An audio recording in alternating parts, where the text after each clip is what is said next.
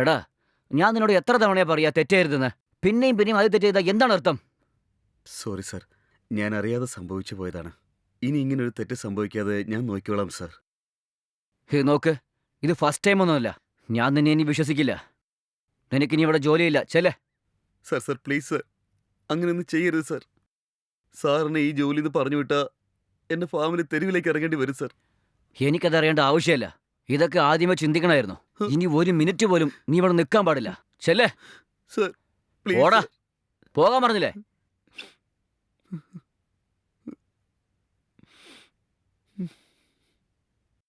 ഷേ, ഇവനെയൊക്കെ പാവം നോക്കി ജോലി ചേർത്തതേ വലിയ തെറ്റായിപ്പോയി.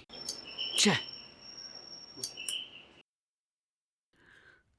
നമസ്കാരം മാഡം.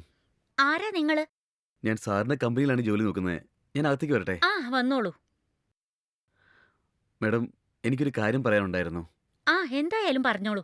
പക്ഷേ അത് എങ്ങനെയാ പറയേണ്ടതെന്ന്. മാഡം, മാഡത്തിനെ കാണാൻ നല്ല ഭംഗിയാണ്. പക്ഷേ മാഡത്തിനെ പോലെ ഒരാളെ ചതിക്കാനായിട്ട് സാറിന് എങ്ങനെ മനസ്സ് വന്നു? നിങ്ങൾ എന്താ പറഞ്ഞു വരുന്നതെന്ന് എനിക്കൊന്നും മനസ്സിലാവുന്നില്ല. മാഡം, മാഡത്തിനെ കണ്ട മഹാലക്ഷ്മിയെ പോലെ തന്നെയാ. ഇങ്ങനെ ഐശ്വര്യമുള്ള ഒരു സ്ത്രീ ഇവിടെ ഉണ്ടായിട്ട് സാർ എന്തിനാണ് കുരങ്ങ് പോലൊരു വെപ്പാട്ടിയെ കൊണ്ട് നടക്കുന്നത്?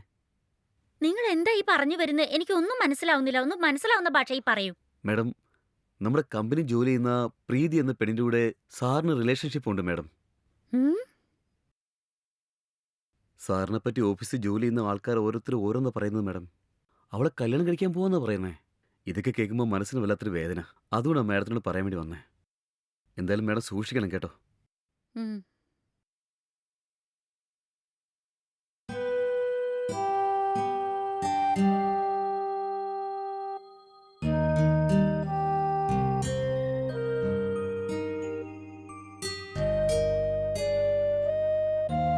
എന്റെ മുഖത്തൊരു ക്ഷീണം. അല്ല, എന്തു പറ്റി? പറയാനും മാത്രം ഒന്നുമില്ല. പറയാൻ ഒന്നുമില്ലേ? എടി, എന്തു പറ്റി നിനക്ക്? പ്രീതിക്കും നിങ്ങൾക്കും തമ്മിൽ എന്താ ബന്ധം? പ്രീതിയോ? അങ്ങനെ എനിക്ക് ആരെയും അറിയില്ലല്ലോ. ആ പെണ്ണുമായി എന്തോ റിലേഷൻഷിപ്പിൽ ഇരുന്നിട്ട് ഇപ്പൊ ചോദിച്ചാ അറിയില്ലെന്ന് പറയുന്നു. പ്രീതി എന്ന ആരെയും എനിക്ക് അറിയില്ലെന്ന് പറഞ്ഞില്ലേ? പറഞ്ഞാ മനസ്സിലാവില്ല നിനക്ക്? പ്രീതിക്കും നിങ്ങൾക്കും ഇടയിൽ എന്തോ ബന്ധമുണ്ടെന്നാണ് എല്ലാരും പറയുന്നത്. നിങ്ങളൊക്കെ എന്തിനാ വെറുതെ കല്യാണം കഴിച്ചിരിക്കുന്നത്? എടി, നീ കുറച്ച് ഓവറാക്കുന്നുണ്ട്. എന്താണ് പറ്റി നിനക്ക്? എനിക്ക് പ്രീതി എന്ന ആരെയും അറിയില്ലെന്ന് പറഞ്ഞില്ലേ? അതിനെ പിന്നെ സംസാരിച്ചാല് ഞാൻ പ്രീതി എന്ന പെൺകുട്ടിയുടെ റിലേഷൻഷിപ്പിലാണെന്ന് നിനക്ക് ആരാണ് പറഞ്ഞത്? നിങ്ങളുടെ കമ്പനിയിൽ ജോലി ചെയ്യുന്ന ഒരാള് നമ്മുടെ വീട്ടിൽ വന്നിരുന്നു. അവനാണ് എല്ലാം പറഞ്ഞത്. അവന്റെ പേര് വല്ലതും പറഞ്ഞോ? ഇല്ല, ഞാൻ അവനോട് അതൊന്നും ചോദിച്ചില്ല. കാണാൻ മെലിഞ്ഞിട്ട് കറുത്തിരുന്നിരുന്നോ?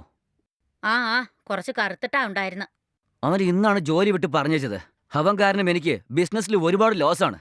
പിന്നെയും ഒരേ തെറ്റാണ് ചെയ്യുന്നത്. ഇത് ഫസ്റ്റ് ടൈം ഒന്നുമല്ല. 6 മാസങ്ങളായി അതന്നെയാണ് ചെയ്യുന്നത്. അതിനുശേഷമാണ് അവൻ വേണമെന്നാണ് ചെയ്തതെന്ന് എനിക്ക് മനസ്സിലായത്. അതുകൊണ്ടാണ് ജോലി വിട്ട് പറഞ്ഞത്. അതുകൊണ്ടാണ് അവൻ എന്നെക്കുറിച്ച് നിന്റെ അടുത്ത് തെറ്റായി പറഞ്ഞിരിക്കുന്നത്. അവൻ പറഞ്ഞതൊക്കെ നീ വിശ്വസിച്ചു അല്ലേ? ഇത്രയുള്ളൂ നിനക്ക് എന്നോടുള്ള വിശ്വാസം? പ്രീതി എന്ന പേര് പോലും ഇതുവരെ കേട്ടിട്ടില്ല. എന്റെ ജീവിതത്തിലെ ഒരേ ഒരു പെണ്ണ് അത് നീ മാത്രമാണ്. ഞാൻ സ്വപ്നത്തിൽ പോലും നിന്നെ ഒരിക്കലും വഞ്ചിക്കില്ല. സോറി എന്നോട് ക്ഷമിക്ക്. സത്യം അറിയാതെ ഞാൻ നിങ്ങളെ എന്തൊക്കെയോ പറഞ്ഞു. എന്നെ തെറ്റിദ്ധരിക്കല്ലേ. സോറി. ശരി, ചെന്ന് കോഫി എടുത്തോണ്ട് വാ. ആ ആയിക്കോട്ടെ, ഞാൻ ഇപ്പൊ കൊണ്ടുവരാം.